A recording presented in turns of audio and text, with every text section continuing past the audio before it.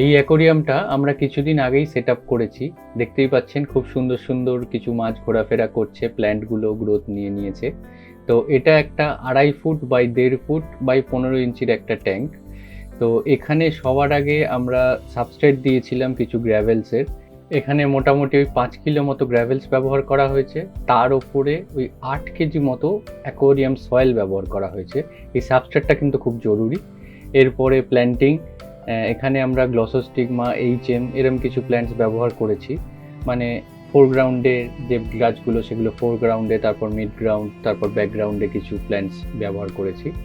তো এই প্ল্যান্টিং হয়ে যাওয়ার পরে আস্তে আস্তে এই ট্যাঙ্কটা এই রকম টাইপের একটা লুক এসেছে, এবং এই ট্যাঙ্কটাতে আর একটা আলাদা সৌন্দর্য যোগ করেছে এই মাছগুলো, এই কার্ডিনাল টেট্রাগুলো।